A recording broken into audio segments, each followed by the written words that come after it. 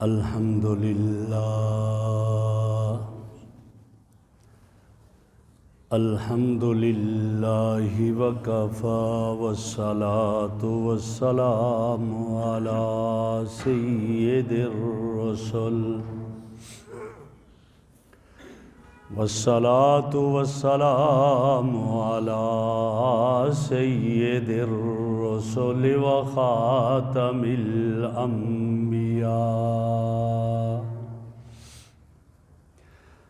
وعلى آلہ واصحابہ واہل بیتہ اجمعین اما بعد فاعوذ باللہ من الشیطان الرجیم بسم اللہ الرحمن الرحیم والذین یبیتون لربہم سجدا وقیاما وقال رسول اللہ صلی اللہ علیہ وسلم اشراف امتی حملۃ القرآن واصحاب اللیل صدق اللہ مولانا العظیم وصدق رسولہ النبی الکریم ونحن علی ذلک لمن الشاہدین والشاکرین والحمد للہ رب العالمین اللہم صلی علی سیدنا و مولانا محمد وعلی آل سیدنا و مولانا محمد واصحاب سیدنا و مولانا محمد وبارک وسلم علیہ۔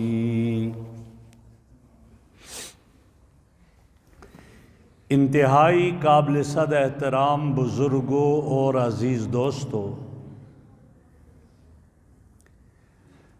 ہمارا ایک عنوان چل رہا ہے اور وہ ہے عباد الرحمن کی صفات۔ وہ لوگ جو اللہ کے حقیقتاً بندے ہیں، ان کے اوصاف کیا ہے؟ ایک جمعہ یہ عرض کیا تھا کہ ان کے اوصاف میں سے ایک وصف یہ ہے کہ وہ عاجزی انکساری والے لوگ ہیں، غرور تکبر والے نہیں۔ دوسرا وصف یہ عرض کیا تھا کہ ان کی دوسری صفت یہ ہے کہ وہ لڑائی جھگڑا نہیں کرتے، سلامتی کی بات کرتے ہیں۔ اور آج ان کی تیسری صفت بیان کی جا رہی ہے۔ اللہ فرماتے ہیں عباد الرحمن اللہ کے بندے وہ ہیں والذین یبیتون لربہم سجدا وقیاما، کہ جن کی راتیں اپنے رب کے سامنے سجدے اور قیام میں گزرتی ہیں، جن کی راتیں اپنے رب کی عبادت گزاری میں گزرتی ہیں، وہ ہیں اللہ کے بندے۔ راتوں کا ذکر کیوں کیا؟ فرمایا آدمی تو دن میں بھی عبادت کرتا ہے لیکن کام کاج بھی کر رہا ہوتا ہے۔ جب دن میں کام کاج کرتا ہے اور نماز کا وقت ہوتا ہے تو وہ نماز کے لیے کھڑا ہوتا ہے، لیکن خیالات کام کی طرف بھی جا رہے ہوتے ہیں۔ وہ خشوع، وہ خضوع، وہ انہماک، وہ کنسنٹریٹ نہیں پایا جاتا اس عبادت میں، دن کی عبادت میں۔ آیا کھڑا ہے نماز میں لیکن خیال آتا ہے کوئی گاہک پیچھے دکان پر نہ آ گیا ہو، ذرا جلدی کروں اور چلا جاؤں۔ ڈاکٹر صاحب آئے مسجد میں، خیال آتا ہے کہ کوئی کلینک پر انتظار نہ کر رہا ہو، ذرا جلدی چلا جاؤں۔ اور اگر وہ جلدی جانے کی کوشش نہ بھی کرے، لیکن کبھی ایسا بھی ہوتا ہے کہ جب جاتا ہے اپنے سٹور پر تو آگے صاحب کھڑے ہوتے ہیں، جی آپ کو پتہ نہیں ہم یہاں کھڑے ہیں اور آپ عبادت کر رہے ہیں، ایسا بھی ہوتا ہے یہاں۔ ایک صاحب مجھے ایک دفعہ ملے، کہتے ہیں میرے سٹور پر ایک آدمی کھڑا ہے اور میں نماز مسجد میں تھا، جب آیا تو کہنے لگا کدھر ہو بھائی؟ میں نے کہا یار نماز کے لیے گیا تھا۔ کہا چھوڑیں وہ بات کی بات ہے، پہلے ہم یہاں کھڑے ہیں، ہمارا خیال کریں۔ اب یہ تو آیا ہے ادھر عبادت کے لیے، لیکن جب جاتا ہے تو اس کی سننی پڑتی ہے۔ یہ دن کی عبادت میں یہ کیفیت ہے۔ دفتر سے اٹھ کر آیا ہے عبادت کے لیے، نماز کے لیے، تو جلدی جانا چاہتا ہے کہ کہیں نہ ہو کہ دفتر کا عملہ ادھر ادھر نہ ہو جائے۔ وہ بھی انتظار کر رہے ہوتے ہیں کہ صاحب سیٹ سے اٹھیں تو ہم بھی سائڈ پر ہو جائیں۔ یہ دن کی عبادت میں وہ خشوع خضوع، وہ انہماک نہیں رہتا۔ اور رات کی عبادت، دکان بند، کلینک بند، دفتر بند، اب نہیں اس کا دل متوجہ ہوگا دکان کی طرف کہ گاہک آئے گا یا نہیں آئے گا، مریض آئے گا یا نہیں آئے گا، کوئی مجھے سٹور پر ڈانٹنے والا ہوگا یا نہیں ہوگا، ادھر اس کی توجہ نہیں جائے گی۔ اب یہ ہے خاموشی ہے اور اس کے رب کی عبادت ہے۔ اب جو خشوع خضوع، جو توجہ اس کی اس عبادت میں پائے گی اور کہیں نہیں، اس لیے فرمایا کہ رات کی عبادت اللہ کو بڑی پسند ہے۔ راتوں کی عبادت میرے رب کو بڑی پسند ہے۔ اور تعریف کرتے ہوئے ان کی صفت بیان کی، والذین یبیتون لربہم سجدا وقیاما، وہ لوگ ہیں جن کی راتیں رب کے سامنے سجدے میں کٹتی ہیں، عبادت اور قیام میں کٹتی ہیں۔ اور جب سجدے کا ذکر کیوں ہے؟ قرآن نے دوسری جگہ کہا وسجد واقترب، سجدہ کر میرے قریب آ جا۔ ادھر یہ سجدے میں جاتا ہے، ادھر اپنے رب کے قدموں میں اپنی جبین کو جھکا دیتا ہے۔ کیسا رب ہے میرا اور آپ کا کہ جو رب یہ فرما رہا ہے میرے بندے تو سجدہ کر اور میرے قریب آ جا۔ بس کوئی بڑا مرتبے والا، بڑے گریڈ والا، اونچے گریڈ والا ایک ادنا گریڈ والے سے کہ بھائی یہاں آ جاؤ اور میرا قرب تمہیں حاصل ہو جائے گا، قریب آ جاؤ، وہ کتنا فخر کرتا ہے۔ اور کائنات کا خالق اور کائنات کا مالک کہتا ہے میرے بندے اگر میرا قرب چاہتا ہے تو پھر اپنی جبین کو سجدے میں ڈال دے، میرے قریب آ جا، میں اب تجھے اپنی آغوش رحمت میں لے لوں گا، تو آ تو صحیح میرے قریب۔ اس لیے فرمایا والذین یبیتون لربہم سجدا وقیاما، کہ دن کو عبادت کرتا ہے، مخلوق سے تعلق رہتا ہے، لیکن رات کی عبادت میں اب سب سے تعلق ختم ہو گیا۔ اب کس سے تعلق ہے؟ صرف رب تعالیٰ سے تعلق ہے۔ اس لیے فرمایا میرے بندے تو آ جا اور آ کر میری عبادت کر۔ لیکن پھر بھی ایک فرق ہے، کچھ لوگوں کی راتیں کلبوں میں گزرتی ہیں، کچھ لوگوں کی راتیں اپنے محلے کے حجرے میں گفتگو کرنے میں گزرتی ہیں، کچھ لوگوں کی راتیں غیبت میں گزرتی ہیں، کھیل تماشے میں گزرتی ہے۔ لیکن اللہ کے وہ بندے بھی ہیں کہ جن کی راتیں رب کے حضور گڑ گڑانے میں گزرتی ہیں، اللہ کے سامنے رونے میں گزرتی ہیں، قرآن پڑھنے میں گزرتی ہیں۔ جو ایسے لوگ ہیں تو میرا رب ان کی تعریف کرتے ہوئے ارشاد فرماتے ہیں تتجافا جنوبہم عن المضاجع یدعون ربہم، فرمایا وہ لوگ ایسے ہیں جو اللہ کے محبوب اور پیارے ہیں کہ جن کے پہلو ان کے بستر سے جدا رہتے ہیں، کھیل تماشے کے لیے نہیں، اور سینما گھر میں جانے کے لیے نہیں، فلمیں دیکھنے کے لیے نہیں، کلبوں میں جانے کے لیے نہیں، ان کے پہلو ان کے بستر سے جدا ہیں۔ کیوں؟ اپنے رب کی یاد میں، اپنے اللہ کو یاد کرتے ہیں۔ اور کیسے؟ اللہ کا خوف بھی دل میں رکھے ہوئے، اللہ سے امید بھی دل میں رکھے ہوئے، راتیں ان کی اپنے رب کی عبادت میں گزرتی ہے، وہ بستر سے دور رہتے ہیں، خوابگاہوں سے دور رہتے ہیں، اپنے رب کو یاد کر رہے ہیں، اور میرا رب ان کی تعریف فرماتا ہے کہ یہ لوگ بہت اچھے ہیں۔ اب ایسے لوگ گزرے دنیا میں جن کی راتیں بستروں سے دور گزری، یہ کون؟ حضرت عثمان ذو النورین رضی اللہ تعالیٰ عنہ ایک رکعت میں پورا قرآن پڑھتے تھے۔ نیت باندھی، تکبیر تحریمہ کہی، سورہ فاتحہ پڑھی اور شروع کر دیا، اور والناس پر پہنچ کر رکوع میں جا رہے ہیں۔ یہ ہیں والذین یبیتون لربہم سجدا وقیاما، یہ ہیں تتجافی جنوبہم عن المضاجع۔ حضرت تمیم داری رضی اللہ تعالیٰ عنہ ایک رکعت میں پورا قرآن پڑھتے۔ حضرت سعید ابن مسیب رحمہ اللہ ایک رکعت میں پورا قرآن پڑھا کرتے تھے۔ یہ وہ لوگ ہیں تتجافی جنوبہم عن المضاجع۔ حضرت امام اعظم ابو حنیفہ ایک رکعت میں پورا قرآن پڑھا کرتے تھے۔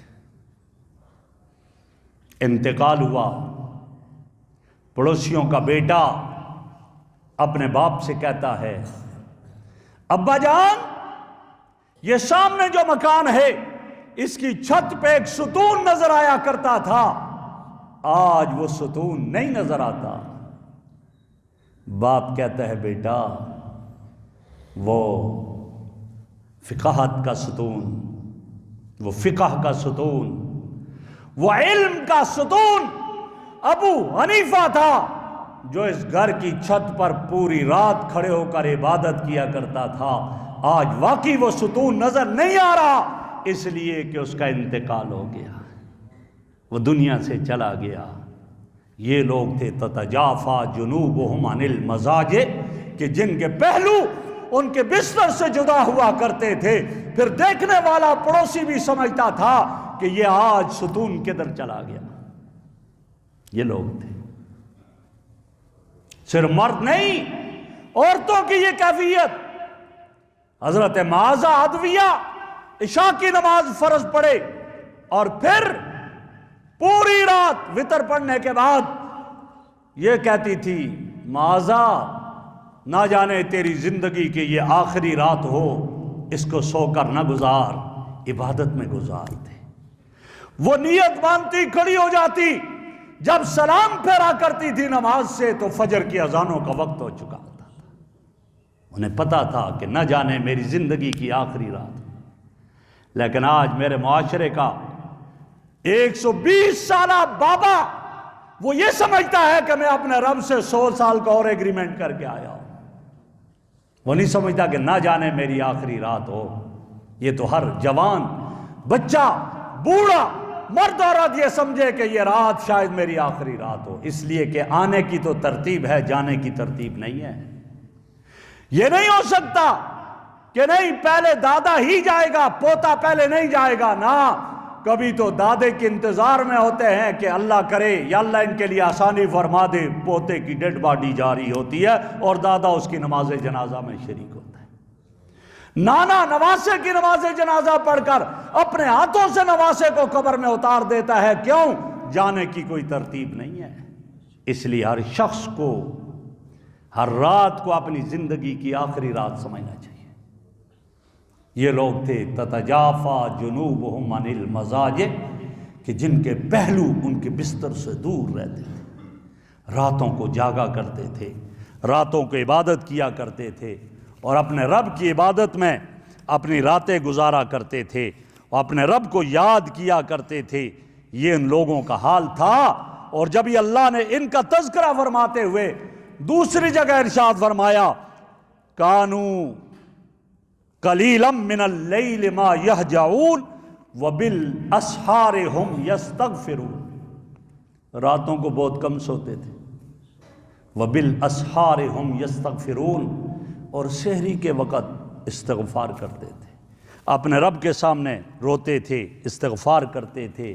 وہ کیا تھا؟ وہ راتوں کو جاگتے، وہ تہجد کی نماز پڑھتے تھے، تہجد کی نماز رات کو پڑھے۔ اور آج کل تو آسان ہے نا، سردیاں ہیں، راتیں بہت بڑی، دن چھوٹے۔ میرے نبی کا ارشاد ہے، حضرت ابو سعید خدری رضی اللہ تعالیٰ عنہ کی روایت ہے، فرمایا، میرے نبی نے فرمایا سردیوں کا موسم مومن کے لیے موسم بہار ہے۔ سردیوں کا موسم مومن کے لیے موسم بہار ہے۔ کیا مطلب؟ بہار میں دن کو بھی مزے، رات کو بھی مزے۔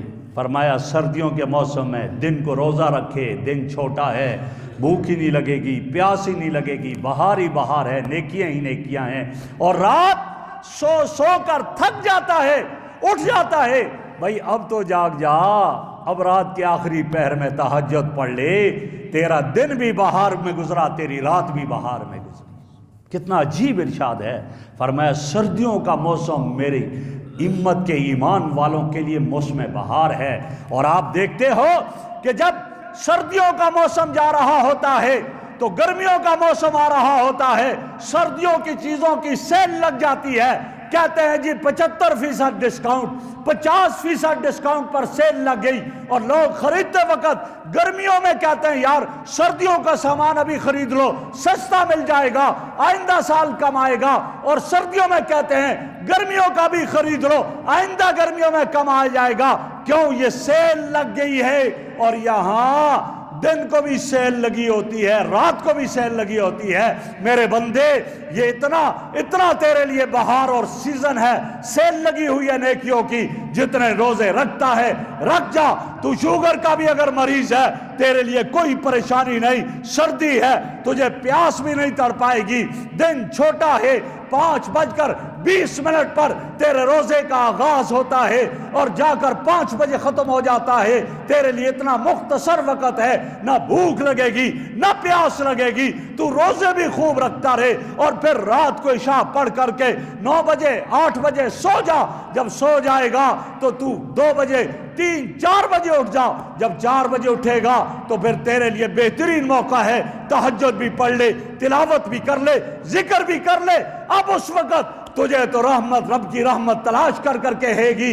حل من مستغفر فاغفر لہ، ہے کوئی مغفرت طلب کرنے والا، میں اس کی مغفرت طلب کروں، میں اس کو مغفرت دوں، معاف کر دوں۔ حل من مسترزق فارزقہ، ہے کوئی رزق کا متلاشی، آج اس وقت وہ اٹھے میں اس کو رزق دوں۔ حل من مبتلا فوافی، ہے کوئی بیماری والا، ہے کوئی مصیبت زدہ، آج میرے سامنے دامن پھیلائے، میں اس کی بیماری کو بھی دور کر دوں، اس کی مصیبتوں کو بھی دور کر دوں۔ یہ سردیوں کا موسم موسم بہار ہے۔ اور جو سیزن میں جا کر چیز نہ لے تو دکاندار کا تو کوئی نقصان نہیں، نقصان اس کا اپنا ہے۔ جو اس موسم بہار میں بھی رب کی رحمتوں کو نہ لوٹے، میرے رب کا کوئی نقصان نہیں، نقصان اس کا اپنا ہے، اس کا اپنا نقصان ہے۔ اس لیے فرمایا کہ کانوا قلیلا من اللیل ما یہجعون، اللہ کے بندے راتوں کو بہت کم سوتے ہیں، زیادہ جاگتے ہیں، عبادت کرتے ہیں، اور اس میں رات کی عبادت میں تہجد کی نماز سب سے افضل نماز ہے۔ میرے آقا کا ارشاد ہے، آپ صلی اللہ علیہ وسلم نے ارشاد فرمایا نفلی نمازوں میں تہجد کی نماز سب سے افضل ہے۔ اور کیا ارشاد فرمایا؟ افضل الصلاۃ بعد المفروضہ صلاۃ فی جوف اللیل، فرض نمازوں کے بعد سب سے افضل نماز وہ تہجد کی نماز ہے۔ صلاۃ فی جوف اللیل، جو رات کے وقت پڑھی جاتی ہے وہ تہجد کی نماز، وہ سب سے افضل نماز ہے۔ اور ایک دوسری روایت میں آپ ارشاد فرماتے ہیں علیکم بقیام اللیل، رات کی عبادت کو پکڑ لو، لازم تہجد کی نماز کو پکڑ لو۔ علیکم بقیام اللیل، فرمایا کہ فإنہ داب الصالحین قبلکم، یہ جو تم سے پہلے نیک لوگ گزرے ان کی عادت تھی، ان کا طریقہ تھا، اس کو اختیار کر لو۔ اور آگے فرمایا وَهُوَ قُرْبَةٌ لَكُمْ إِلَىٰ رَبِّكُمْ، تمہارے رب کے قرب کا ذریعہ ہے تہجد کی نماز، جب پڑھو گے رب کا قرب حاصل ہو جائے گا۔ اور آگے فرمایا وَمَغْفِرَةٌ لِلسَّيِّئَاتِ، اور تمہارے گناہوں کو مٹانے کا ذریعہ ہے، مغفرۃ للسیئات، ومنہاۃ من الاسم، اور گناہوں سے روکنے کا ذریعہ ہے۔ تہجد کی نماز آدمی پڑھے فرمایا اس کے پڑھنے سے کیا ہوگا؟ اللہ کا قرب حاصل ہو جائے گا، اور کیا ہوگا؟ اس کے گناہوں کا کفارہ ہو جائے گا، گناہ مٹ جائیں گے، اور کیا حاصل ہوگا؟ فرمایا کہ وہ آدمی گناہوں سے بچ جائے گا۔ یہ گناہوں سے بچانے والی نماز ہے۔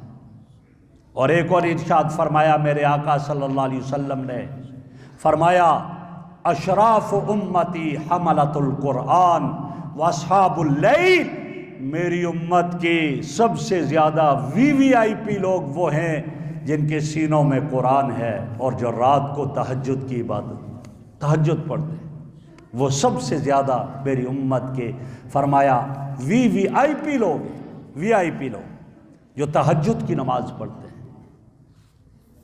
اور ایک اور جگہ میرے آقا کا ارشاد ہے،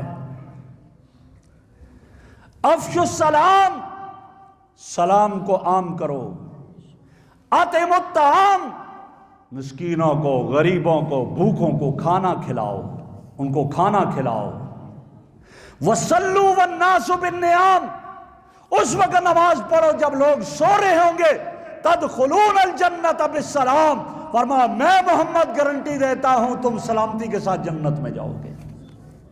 تہجد کی نماز پڑھنے والے کے لیے فرما دیا سلامتی کے ساتھ جنت میں جاؤ گے۔ یہ ہوا کرتا تھا تہجد کے لیے۔ اور آج کل گرمیوں میں اگر مشکل ہے، سردیوں میں تو آسان ہے، سو کر آدمی تھک جاتا ہے، جب تھک جاتا ہے تو اٹھ جایا کرے۔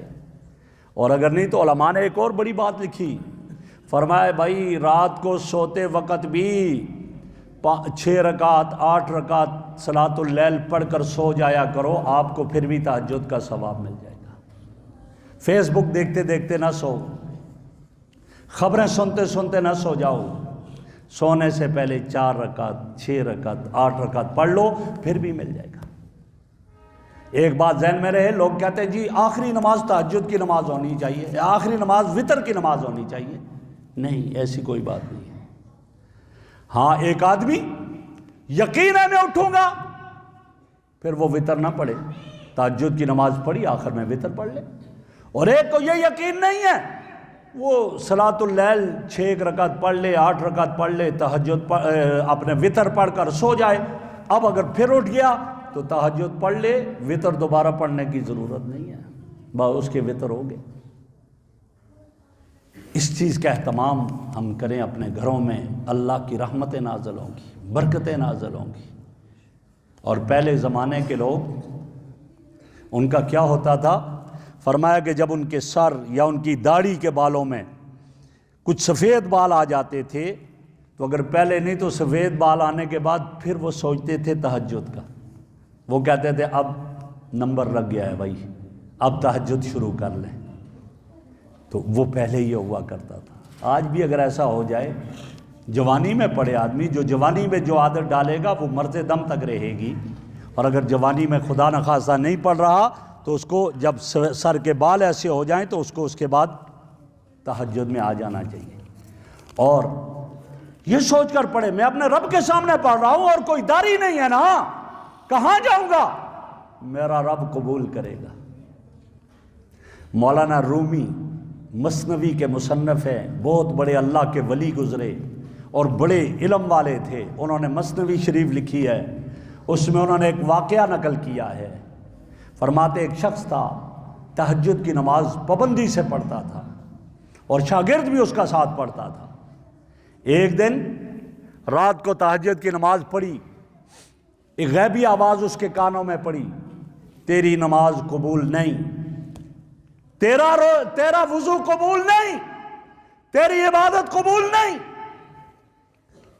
دوسرے دن پھر اٹھا، بڑے اہتمام سے وضو کیا اور آ کر کھڑا ہوا اور تہجد کی نماز پڑھی، شاگرد ساتھ ہے وہ بھی پڑھ رہا ہے۔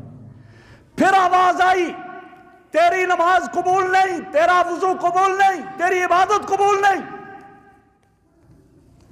تیسری رات کو پھر اٹھا، اہتمام سے وضو کیا، نماز تہجد کی پڑھی، پھر ایک آواز کانوں میں پڑی اور وہ شاگرد سن رہا ہے، تیرا وضو قبول نہیں، تیری عبادت قبول نہیں، تیری نماز قبول نہیں۔ 3 راتیں جب یہ سنا، تو چوتھی رات کو جب اٹھا تو شاگرد نے کہا آپ کو کیا ہو گیا ہے؟ جب آپ کو آواز آ رہی ہے قبول نہیں ہے تیری نماز، تیرا وضو قبول نہیں، تیری عبادت قبول نہیں، پھر کیوں اتنی تکلیف اٹھاتے ہو، برداشت کرتے ہو تکلیف؟ اللہ، تو اس کا جواب کیا تھا؟ انہوں نے کہا بیٹا مجھے اس کے علاوہ کوئی اور در تو بتاؤ جہاں میں جاؤں جہاں قبول ہو، اور کوئی در بھی تو نہیں، یہی ایک در ہے، چاہے قبول کرے چاہے قبول نہ کرے میں اسی در سے چمٹا رہوں گا، اور کوئی در نہیں، اور کوئی دروازہ نہیں جہاں میں جا کر کھٹکھٹاؤں۔ دنیا میں تو ہوتا ہے ایک سے مانگا دروازے پر نہیں دیا اگلے دروازے پہ چلا جائے گا، اس نے نہیں دیا اگلے پہ چلا جائے گا، وہ دے دے گا، کسی ایک سے کہا دے دو نہیں دیا دوسرے کے پاس چلا جائے گا، اس کے علاوہ اس نے نہیں دیا کہ ایک ایسے اور سخی ہے اس کے پاس چلا جائے گا، کہیں نہ کہیں سنوائی ہو جائے گی۔ کہا یہ تو سخیوں کا سخی ہے، یہ تو شہنشاہوں کی شہنشاہ ذات ہے، یہ عظمت والی ذات ہے، اس کے در کے علاوہ کوئی اور در نہیں ہے، جہاں میں جاؤں دامن پھیلاؤں بھیک مانگو معافی کی بھیک مانگو، کوئی نہیں، یہی در ہے، میں اسی سے چمٹا رہوں گا، چاہے یہ معاف کرے نہ کرے، چاہے قبول کرے نہ کرے، میں کسی اور کی طرف نہیں جاتا، کوئی اور در ہے ہی نہیں ہے۔ جب یہ کہا تو آواز آئی میرے بندے جب تجھے یہ پتا چل گیا کوئی اور در نہیں ہے میرے علاوہ، تو اسی سے چمٹ گیا ہے، جا، اگرچہ تیری عبادت کا وہ ہنر نہیں ہے لیکن پھر بھی میں نے تیری عبادت کو قبول کر لیا، جا، تیرا وضو بھی قبول، تیری نماز بھی قبول، تیری عبادت بھی قبول۔ اور اس کو مولانا رومی رحمہ اللہ نے بڑا عجیب سا وہ فارسی کا شعر لکھا، اور وہ کیا لکھا فارسی کا شعر؟ قبول است اگرچہ ہنر نیستد، قبول است اگرچہ ہنر نیستد، کہ جز ما پناہ دیگر نیستد۔ میرے بندے قبول ہے تیری عبادت، تیرا وضو، اگرچہ عبادت کا ہنر نہیں ہے پھر بھی قبول ہے، کیوں؟ تو نے کہا کہ تیرے سوا کوئی اور پناہ کی جگہ بھی تو نہیں ہے نا، لہٰذا جب تو میرے در پہ آ گیا تو اس لیے میں اس کو قبول کر دیتا ہوں۔ تو کیا پتہ چلا کہ اللہ کے بندے اللہ کے سامنے اپنا سر جھکا دیتے، کسی اور در پہ نہیں جاتے، جب نہیں جاتے تو پھر میرا رب قبول ہی کر دیتا ہے۔ تو یہ اوصاف بیان کیے کن کے؟ عباد الرحمن کے۔ کیا وصف عباد الرحمن کا؟ فرمایا والذین یبیتون لربہم سجدا وقیاما، وہ ہیں کہ جن کی راتیں سجدے میں گزرتی ہیں، قیام میں گزرتی ہیں، عبادت میں گزرتی ہیں۔ اور میرے رب نے اپنے محبوب کے صحابہ کے اوصاف کو بیان کرتے ہوئے کیا فرمایا؟ محمد الرسول اللہ والذین معہ اشداء علی الکفار، محمد میرا محبوب ہے جس کے سر پر میں نے رسالت کا تاج سجا دیا ہے، ختم نبوت کا تاج سجا دیا ہے، اور فرمایا جو اس کے ساتھی ہیں ابو بکر، عمر، عثمان، علی، طلحہ، زبیر، امیر معاویہ، ابو سفیان، جتنے بھی ہیں، سعد بن ابی وقاص، فرمایا والذین معہ، ہر وقت اس کے ساتھ ہیں، اشداء علی الکفار، کافروں پر بڑے سخت ہیں، اور رحماء بینہم، آپس میں شیر و شکر ہیں، آپس میں بھائی ہیں۔ فرمایا رحماء بینہم تراہم رکعا سجدا یبتغون فضلا من اللہ ورضوانا، ان کا وصف یہ بھی ہے، آپ انہیں دیکھیں گے کبھی رکوع میں ہے تو کبھی سجدے میں ہے، کبھی قیام میں ہے، کبھی عبادت میں۔ اور مقصد کیا ہے؟ یہ نہیں مقصد کہ لوگ کہیں یہ نمازی ہے، لوگ کہیں یہ غازی ہے، لوگ کہیں یہ عبادت گزار ہے، نہ، فرمایا یبتغون فضلا من اللہ ورضوانا، وہ ہر وقت اللہ کا فضل اور اللہ کی رضا تلاش کرتے ہیں، یہ ان کا وصف ہے۔ تو عباد الرحمن ان کا ایک وصف یہ ہے کہ وہ ان کی راتیں اپنے رب کی عبادت میں گزرتی ہیں۔ میرے بھائی، میں اور آپ، اب بھی میرے اور آپ کے لیے موقع ہے ان بڑی راتوں میں کہ ہم رات کے وقت آخر پہر میں اٹھ جائیں۔ ایک وہ وقت بھی ہوتا ہے جب 3:30 بجے اٹھتے ہیں نماز کے لیے، آج اگر 4:45 ہی اٹھ جائیں، 5:20 پر صبح کا وقت شروع ہوتا ہے، 5 بجے اٹھ گئے پھر بھی بہت سارا ٹائم ہے، 4:45 اٹھیں گے پھر بھی وضو کیا، 4 رکعت نفل ادا کر لیں، تہجد 6 رکعت 8 رکعت ادا کر لیں، پھر بیٹھ کر تھوڑی دیر کے لیے اس وقت استغفار کریں اور کر کے اپنے رب سے مانگیں۔ آپ دیکھیں میرا رب تو مانگنے سے خوش ہوتا ہے، نہ مانگنے سے ناراض ہوتا ہے۔ دنیا کے لوگ تو نہ مانگو خوش ہوتے ہیں، مانگو تو ناراض ہوتے ہیں۔